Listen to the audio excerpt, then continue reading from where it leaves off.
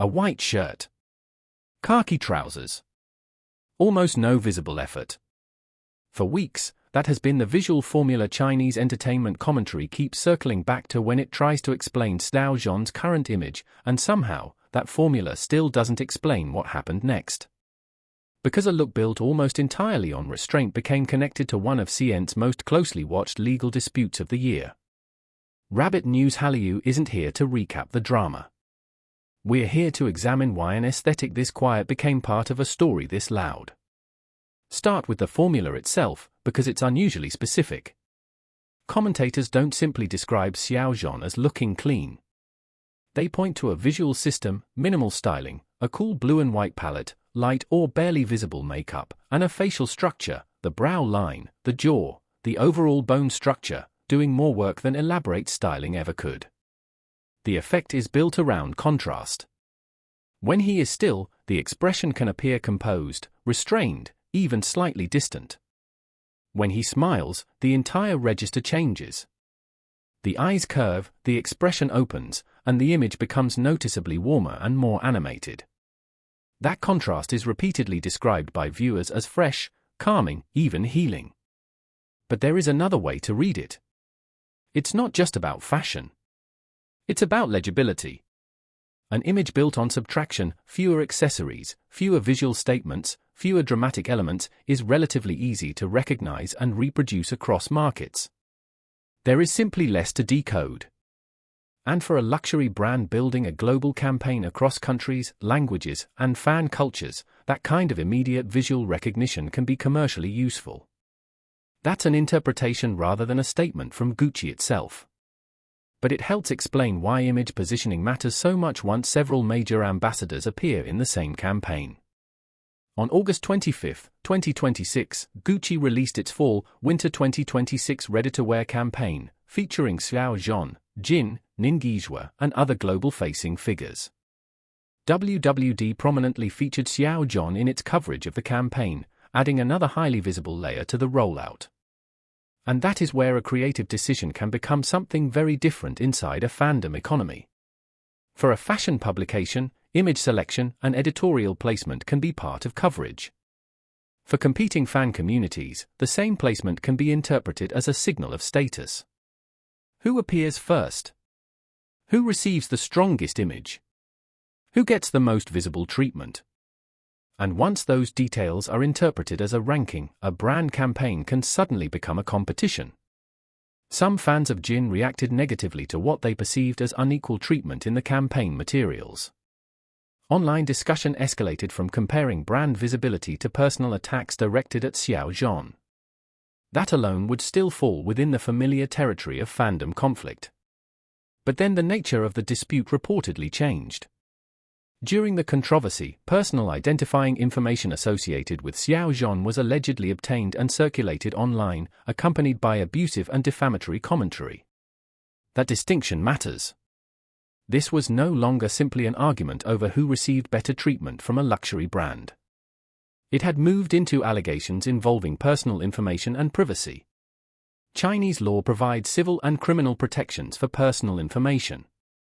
Depending on the conduct and its severity, the unlawful acquisition or circulation of citizens' personal information can fall under Article 253(1) of the criminal law. The important point is not to decide the legal outcome before the relevant authorities or courts do. The important point is that once personal information becomes part of a dispute, the issue moves beyond ordinary fan criticism and into a legal framework. Xiao Zhan's studio responded through zhanglinghe law firm. On August 27, the legal team announced that evidence concerning relevant online accounts had been collected and that legal proceedings had been initiated, with requests for the platforms involved to disclose the real identities behind the accounts.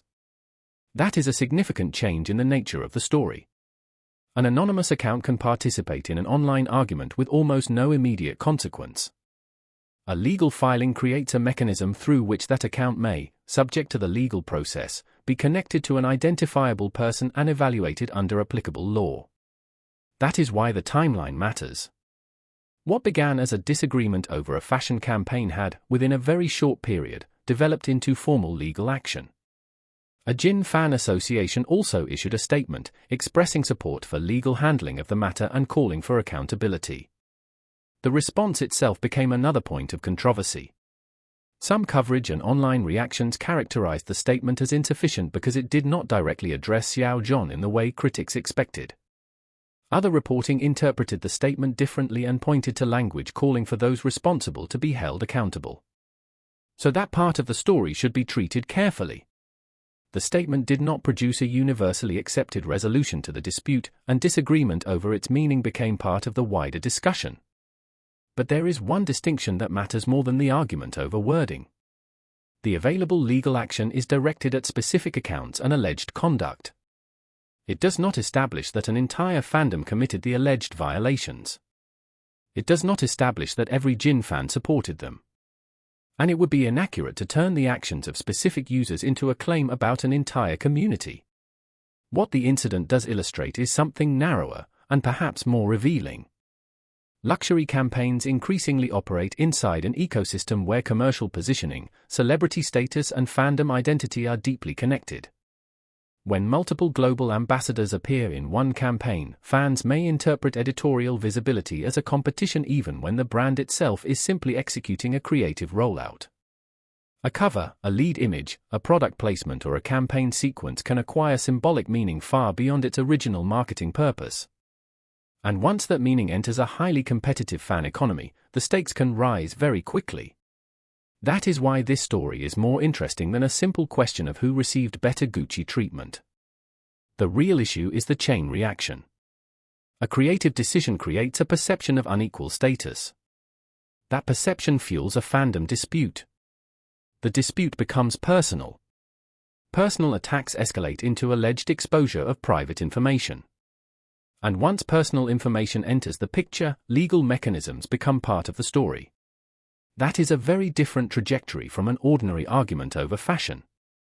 It is also important not to overstate what this one case proves. It does not mean ambassador rivalries routinely lead to legal action. It does not prove that fandom competition itself is inherently unlawful. And it does not justify assigning collective responsibility to Jin's or Xiao Zhan's entire fan communities. What it does show, on a much narrower level, is how quickly the boundary between online fandom behavior and legally relevant conduct can disappear when private information is involved. That brings us back to the image we started with. A white shirt. Khaki trousers. A calm expression. A visual language designed around restraint. At first glance, it seems almost deliberately uncontroversial.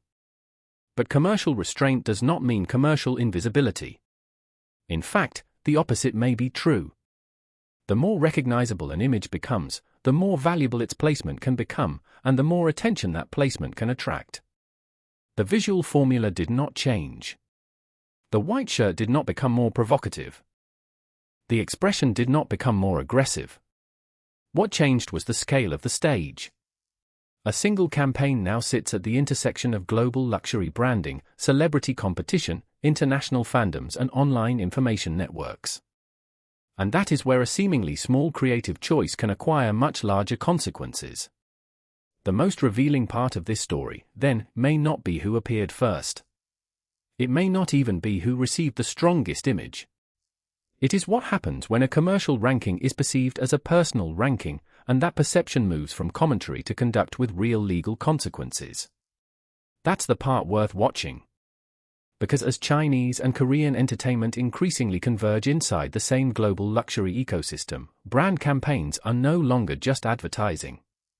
They are also arenas where visibility is measured, status is interpreted and, in isolated cases, fan conflict can move into territory that has nothing to do with fashion anymore. Rabbit News Hallyu looks beyond the headline to examine those mechanics, how an image becomes a marketing asset, how a marketing asset becomes a status symbol, and how a status dispute can become a legal story.